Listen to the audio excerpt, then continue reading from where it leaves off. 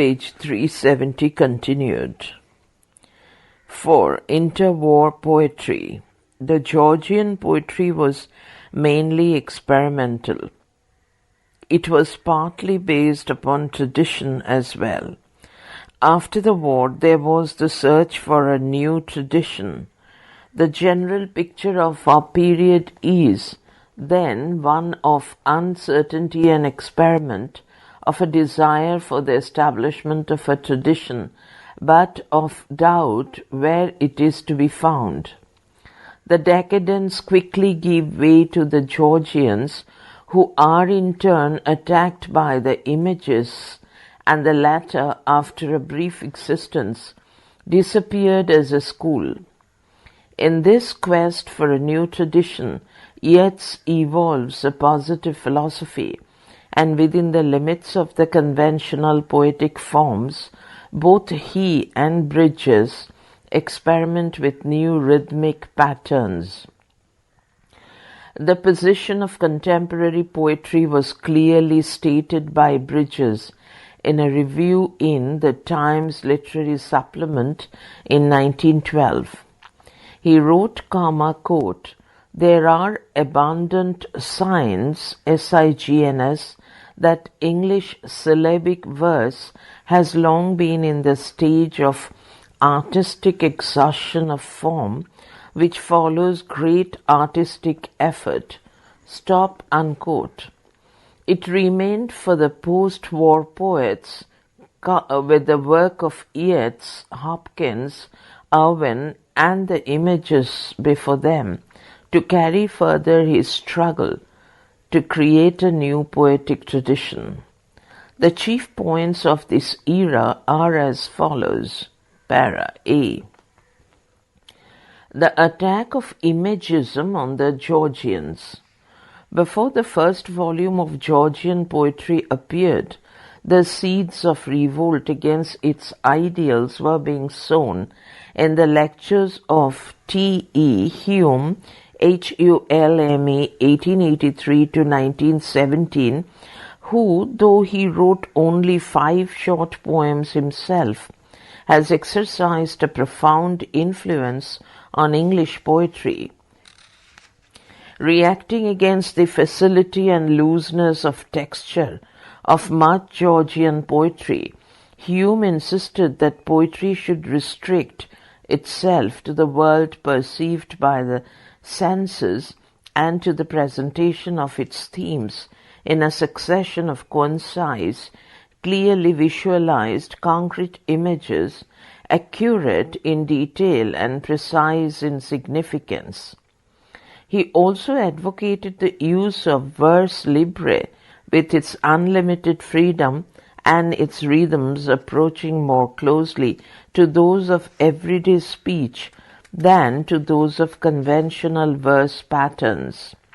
Hume's ideas were quickly taken up, particularly by the American Hilda Doolittle, Hilda, Hilda, Doolittle, Doolittle, and Ezra Pound, 1885-, who coined the name Imagism for this movement. Its organ, The Egoist, appeared in 1914, and in the same year Pound edited Des Imagistes, Imagistes, an anthology of poetry by followers of this school. Later appeared 3 collections under the title Some Imagist Poets, 1915-17, and in 1930 and Final Imagist Anthology.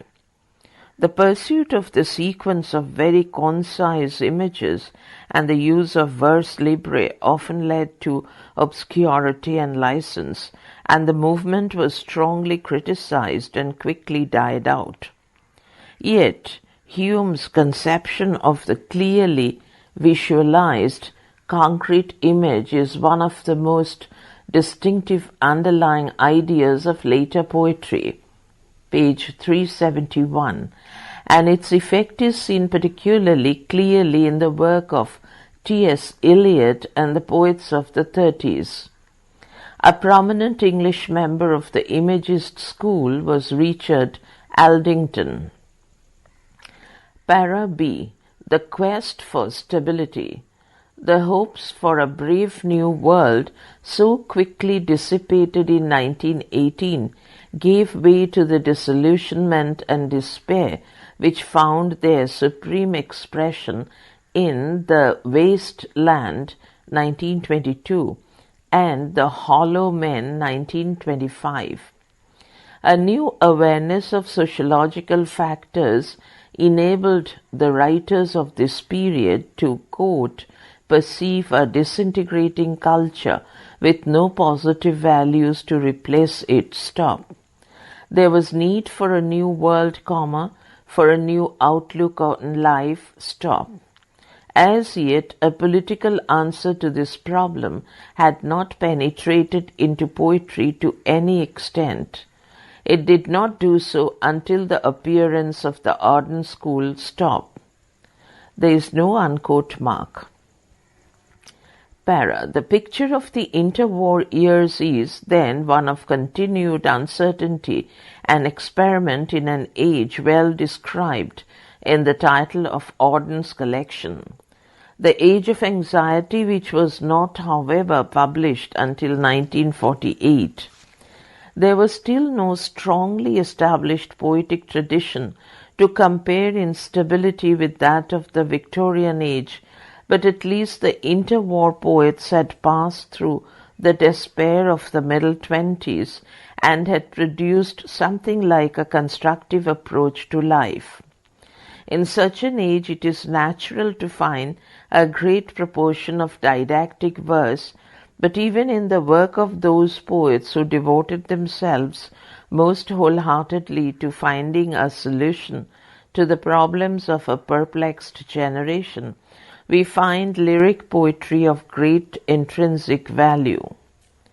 Para C.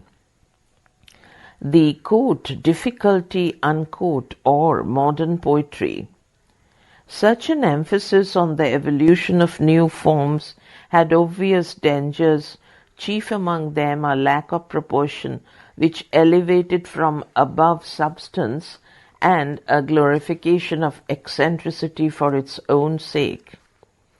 The freedom of vers libre encouraged license, and the pursuit of novelty increased the obscurity which came from the attempt to communicate complex states of mind.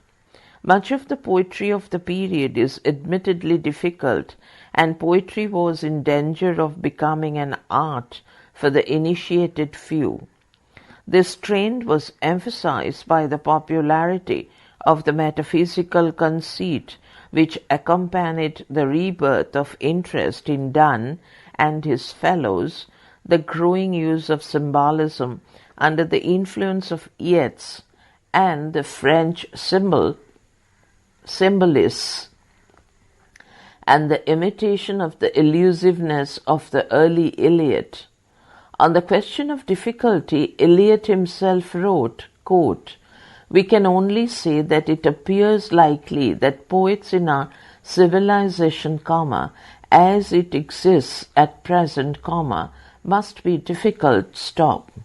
Our civilization comprehends great variety and complexity, and this variety and complexity, playing upon a refined sensibility, must produce various and complex results, stop.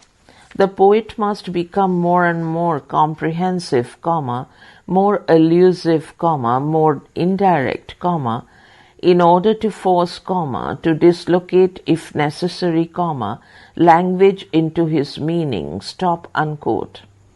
As examples of the more difficult poets of our period, mention may be made of Wyndhan, Wyndhan Lewis, Lewis, and William Empson, Empson.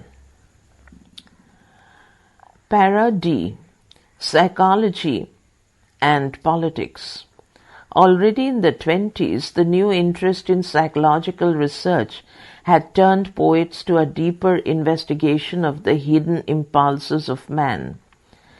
In the early Iliad, for instance, we have that rather inconsequential revelation of the most secret thoughts of character, which became known as the internal monologue. It was, in fact, in psychology and politics that the poets of the 30s, led by W. H. Auden, sought a solution to the world problems. Karl Marx, 1818 to 83, and Sigmund Freud, 1856 to 1939, inspired much of the underlying thought of the poetry of this decade. Auden and his followers, basing their thought on left-wing political ideals, took up the cause of the masses whose lives they studied with genuine sympathy and often with striking realism. Some of them actively supported the Republican side in the Spanish Civil War, and their proletarian sympathies led to some rather cheap satire on contemporary England. In the poorer poets, political writing deteriorated into mere pamphleteering. In the best, we have a serious attempt to produce something positive and constructive. Para. Though Eliot and Hopkins were among their acknowledged masters in matters of technique, the poets of the 30s were strongly critical of the conception of poetry for the few. In an attempt to make contact with a wider audience, they abandoned the academic style for a more colloquial expression and used the vocabulary, idiom, and rhythms of everyday speech with considerable force and vigor. They found much to admire not only in the simple diction and rhythmic subtleties of Yeats, but also in the variety of his themes and the fresh, constructive outlook which lay behind them. Page 372. Para. The impact of psychology on the poets of this decade is seen in the importance attached to sex in such writers as Auden and Dylan Thomas, 1914 to 53, and in the interest in the individual personalities seen in such poets as Spender. Freud's revelation of the importance of the subconscious and his development of psychoanalysis lent greater depth to this study. Para. The work of the Auden School first gained notice in the anthology New-Signatures, published in 1932 by Michael Roberts, 1902 to 48, a keen supporter of the new poetry. From 1933 onward, it continued to appear in new verse edited by Geoffrey, Geoffrey,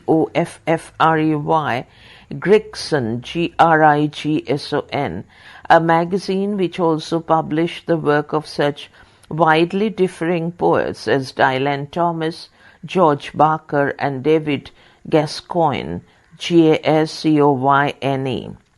Para. E. Surrealism. Such a straightforward development as is here outlined is of course an oversimplification of a complex and constantly shifting situation, and it is now time to glance at some of the other movements and schools which arose in our period. About 1930, Surrealism, which had been so strong on the continent in literature as well as in art, was known in this country. Its influence was limited and brief, and its only real advocate among established writers was Sir Herbert Read, R.A.A.D. But the escape from the complex problems of contemporary life which Surrealism offered had its appeal for a number of young English poets, notably for David Gascoigne, while Dylan Thomas, George Barker, and Kenneth Allott, A-L-L-O-T, were among those keenly involved in the movement. The Organ of Surrealism, Contemporary Poetry and Prose, 1936, edited by Roger Brufton, Broughton, ran to only 10 numbers before it disappeared. The chief poets of this period are discussed below. Para 1. T.S. Eliot.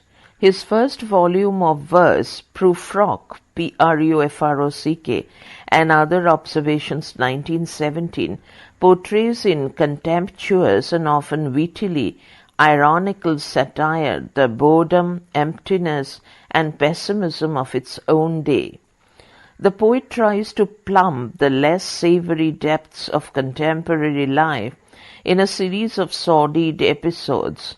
The irregularities of rhyme scheme and line length in his verse form, the pressure of his condensed and often vividly contrasted images, the skillful use of rhythmic variations, and the restrained power of his style distinguished Eliot as a gifted and original artist.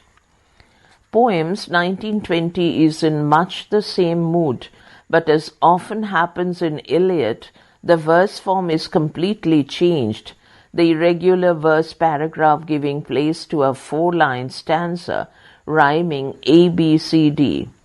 The difficult monologue Gerontion, Gerontion, in this volume shows Eliot's free adaptation of the blank verse of the later Elizabethan dramatists.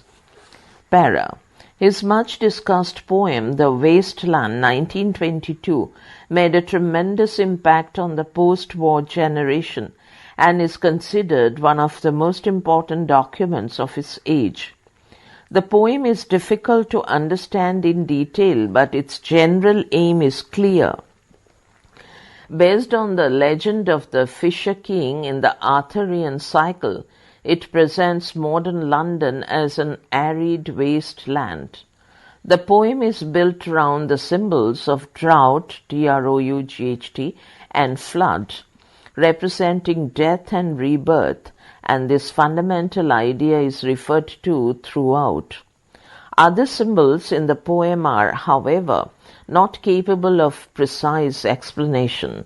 In series of disconcertingly vivid impressions, the poem progresses by rather abrupt transitions through 5 movements, quote, the burial of the dead, unquote, comma, quote, the game of chess, unquote, comma, quote, the fire sermon, unquote, comma, quote, death by water, unquote, comma, and quote, what the thunder said, stop, unquote. Throughout appears the figure of Tiresias, whose presence helps to give the work unity. Its real unity, however, is one of emotional atmosphere. The boredom of his earlier poetry gives way to a mood of terror in face of an outworn and disintegrating civilization, a terror deeply felt even when hidden beneath the surface irony of some parts of the poem. The style shows a typical comprehension of clearly visualized, often metaphysical imagery, a vocabulary essentially modern, and a subtly suggestive use of the rhythms of ordinary speech. One of its greatest difficulties lies in the numerous allusions to out-of-the-way writers, and the notes which Eliot himself provided are often inadequate. But in spite of its complexities and apparent ambiguities, the poem is a powerfully moving presentation of sterility and disruption. Poems 1909 to 1925 adds only, quote, the hollow men, unquote, to his earlier work. The 5 movements of this short poem again treat of the hopelessness and emptiness of modern life. The level regularity of its short 2-stress line, so different from the metrical variety of the wasteland, is eminently fitted to its mood. Para. The 30s were devoted mainly to poetical drama and literary criticism, and 4 quartets, quartets,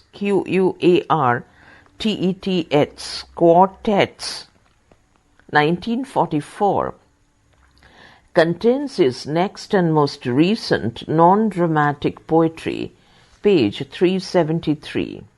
The 4 poems in this work appeared separately: Burnt Norton, 1936, East Coker, Coker, 1940, The Dry Salvages, 1941, and Little Gidding, 1942. In them we become aware of the intensity of Eliot's search for religious truth, which lead finally to a new hope in the Christian idea of rebirth and renewal. The poems are again difficult, but this is now owing to subject matter rather than technique. The underlying emotional experiences are not only complex, but difficult to communicate, and it is better to try to grasp the general sense of the whole before attempting a detailed analysis of thought content. The main theme of this deeply serious meditation is the consideration of time and eternity. Other themes are Eliot's exploration of the artistic consciousness and of the potentialities and significance of words. There is no clearly traceable central thought sequence, but as one poem follows another, we see the poet groping his way towards truth, and it is significant that each poem in turn is easier of comprehension. The mood of the poems is one of restrained but deeply emotional contemplation. Their general tone is mellower, and the underlying experience is more varied. The thought is closely woven, but the style is less involved. There is the same precision of language, but less elusiveness than in The Waste Land, though again the precise significance of his symbols is difficult to determine. As the title 4 Quartets suggests, each poem is built on a musical pattern. It has 5 movements in which the themes stated in the first are developed through variations to a resolution in the last, and the inner structure of all the 4 poems is very similar. The accentual verse which Eliot began to use in The Hollow Men is now seen in its more flexible form. Para. A close study of Eliot's imagery is essential to any comprehension of his work. Like the images, he is always concrete, and his pictures are clearly realized and based on close and accurate observation.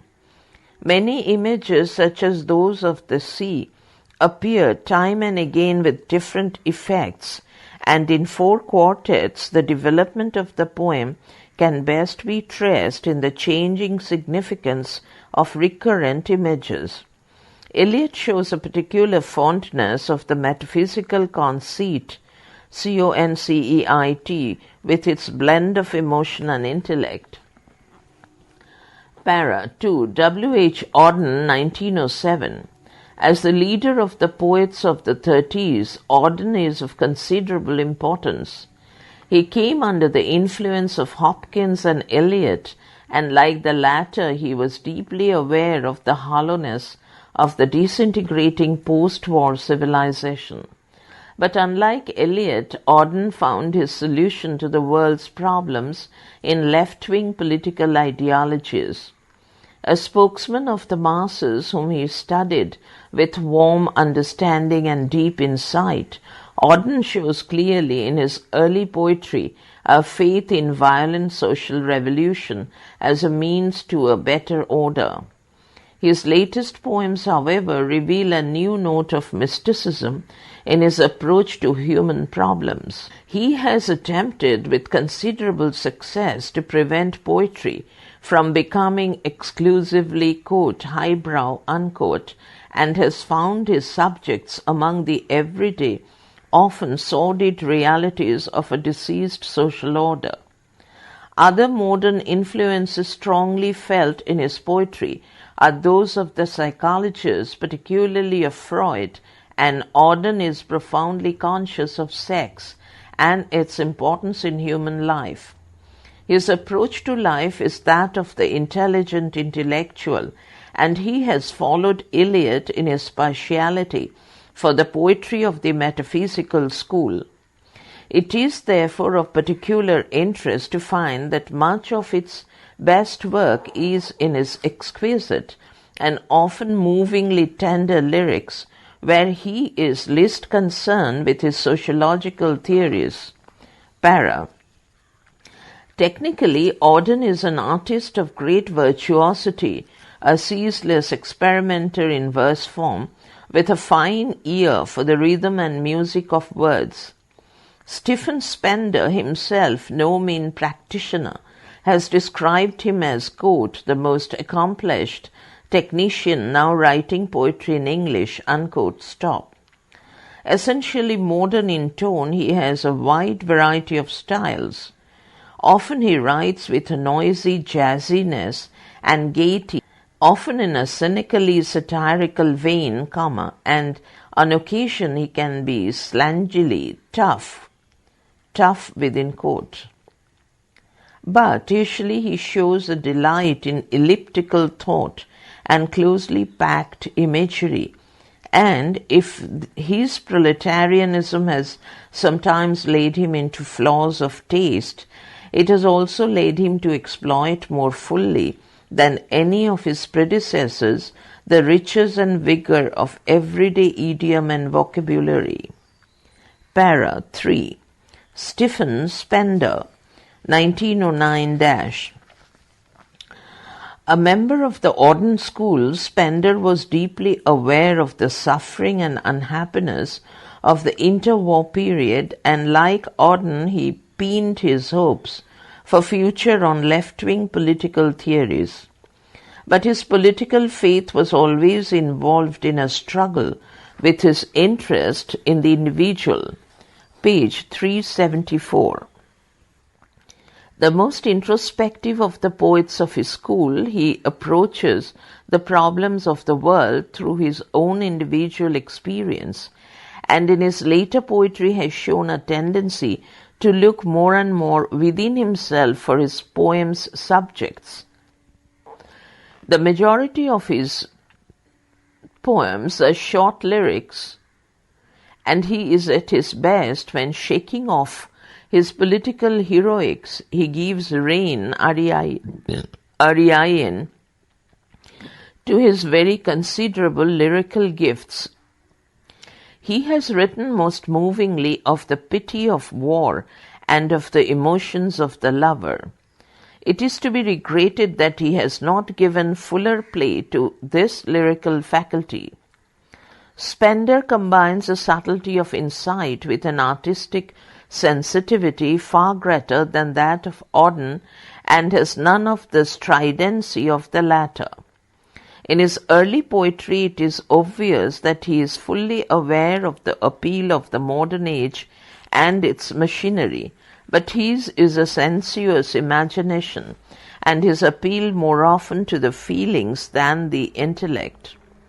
Though his published poetry is very uneven in quality, at his best Spender shows himself to be an artist of fine sensibilities and considerable technical accomplishment.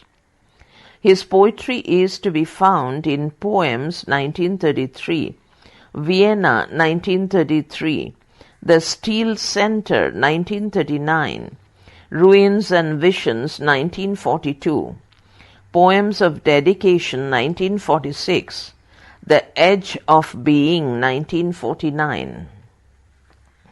Para. Number 4. Edith Sitwell, Sitwell, 1887-. Like all the poets who achieved prominence in our period, Edith Sitwell was deeply conscious of the unhappiness and spiritual emptiness of the interwar years. But where the Auden school found its hope in politics, she sought to escape into the world of childhood and art.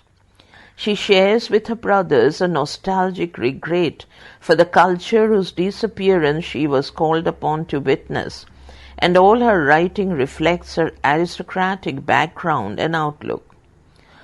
With great verbal dexterity, much wit, and a jeweled brilliance of effect, her early poetry as seen in Clowns' Houses, 1918, The Wooden Pegasus, 1920, and Bucolic Comedies, 1923, creates a wholly artificial world from the dreams of childhood. She is essentially an artist exploiting to the full the magic of language, ceaselessly experimenting with verse forms and patterns, and her technical virtuosity is most strikingly seen in Facade, F-S-C-A-D-E, 1926. In a single word or brief phrase, she can achieve a striking effect, and the vividness of her imagery and her love of rich color contribute much to the charm of her work. During more recent years, her verse has lost much of its earlier brittleness, and the humanity which underlies all her writing has been more apparent.